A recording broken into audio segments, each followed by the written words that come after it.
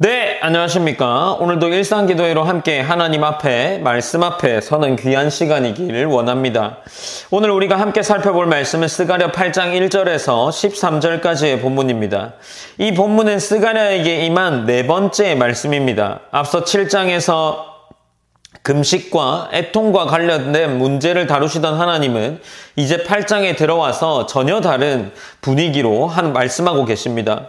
심판의 경고가 아니라 회복과 축복의 말씀이 선포되고 있습니다. 그런데 이 말씀 속에 만군의 여호와가 이같이 말하노라 라는 표현이 반복되는데, 이것은 하나님께서 자신의 권위를 힘있게 선언하시면서 반드시 이루실 약속인 것을 강조하는 것이라 생각해 볼 수 있습니다.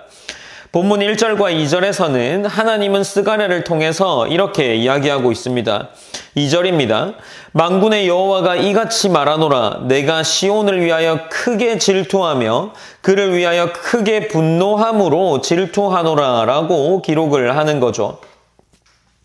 여기서 질투는 인간의 시기심이 아니라 하나님의 거룩한 열심을 의미합니다. 하나님은 자기 백성을 사랑하시되 그들을 향한 경쟁자가 없기를 원하십니다. 세상의 우상과 죄가 하나님 백성을 빼앗아가지 못하도록 하나님은 불타는 열심으로 시온을 지키시는 것을 이야기하고 있는 겁니다. 이것은 이제 단순한 감정이 아니라 구체적인 회복과 행동으로 이어지고 있는 겁니다.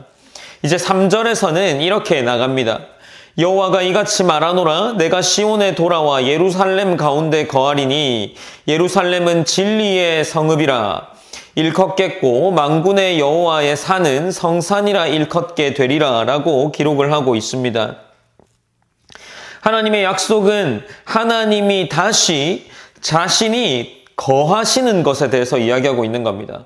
건물의 재건이나 환경의 변화보다 중요한 것은 무엇입니까? 하나님의 임재인 거죠. 그런데 지금 하나님께서는 다시 한번 시온에 돌아와 예루살렘 가운데 거할 것을 이야기하고 있는 겁니다. 그러니 이제 예루살렘은 진리의 성읍이 되고 만군의 여호와의 산이 되는 겁니다. 이제 4절과 5절에서는 그 회복의 그림을 아름답게 그리고 있습니다.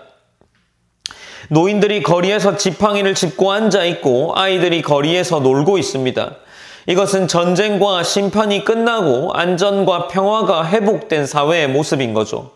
이제 6절에서는 하나님은 무엇이라 이야기하십니까? 만군의 여호와가 이같이 말하노라가 다시 등장하면서 이 일이 그날의 남은 백성의 눈에는 기이하려니와 내 눈에는 어찌 기이하겠느냐? 만군의 여호와의 말이니라 라고 이야기하시면서 사람 보기엔 불가능해 보이는 기이한 회복이라도 하나님께는 불가능한 것이 아님을 보여주면서 그 기이한 회복들이 일어날 것임을 선언하고 있는 겁니다. 이제 7절과 8절에서는 하나님은 흩어진 백성을 동방과 서방에서 구원해내어 다시 자기 백성으로 삼으시고 진리의 의를 행하게 하신다고 말씀하십니다. 하나님의 구원은 단순한 복귀가 아니라 삶의 본질까지 변화시키는 회복인 것을 말씀하고 계십니다. 9절에서 다시 한번 읽어보면 만군의 여호와가 이같이 말하노라. 만군의 여호와의 집 곧 성전을 건축하려고 그 지대를 쌓던 날에 있었던 선지자들의 입의 말을 이 날에 듣는 너희는 손을 견고히 할지어다 라고 이야기를 하고 있습니다. 손을 견고히 할 거라고 명령하시면서 회복의 약속을 받았다고 해서 그저 손 놓고 기다리는 것이 아니라 담대하게 사명을 감당할 것을 이야기하고 계시는 거죠. 이제 10절에서는 과거에 대한 이야기를 하십니다. 10절에서 이날 전에는 사람도 삭슬 얻지 못하였고 짐승도 삭슬 받지 못하였으며 사람이 원수로 말미암아 평안히 출입하지 못하였으나 내가 모든 사람을 서로 풀어주게 하였느니라 라고 이야기를 하십니다. 성전 공사가 시작되기 전에는 사람도 짐승도 평안이 없었고 적대가 많았습니다. 그러나 이제 하나님이 모든 것을 바꾸시고 이제 11절과 12절에서는 더 구체적인 축복을 말씀하시고 복을 내릴 것에 대해서 선언하시는데 땅이 소산을 내고 하늘이 이슬을 내리고 남은 백성이 이 모든 것을 누리게 될 것이라는 것을 말씀하고 계십니다.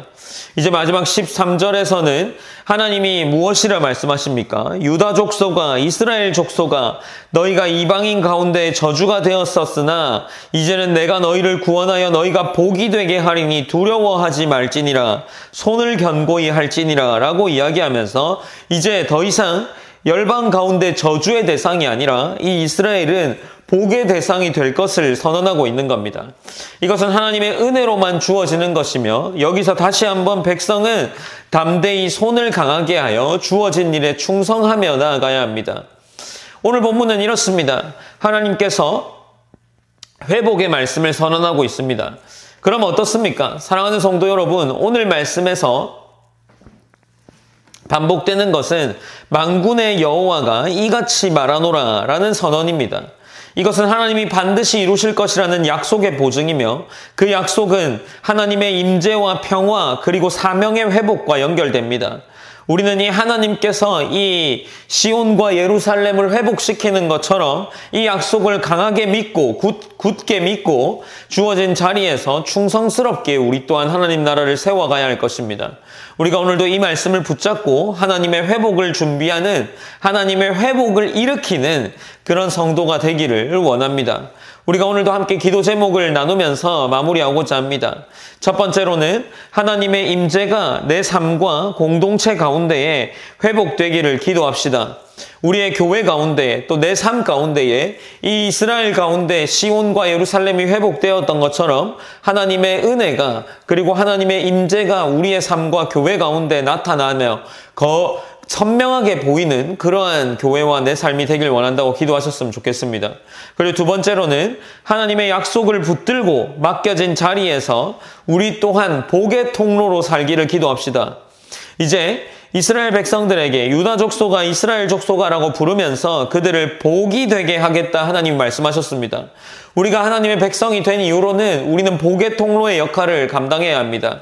우리의 삶이 복의 통로의 모습들을 보이는 그러한 삶이 될 수 있기를 기도하는 그러한 시간들이 되었으면 좋겠습니다. 제가 기도함으로 오늘 일상기도회를 마무리하겠습니다.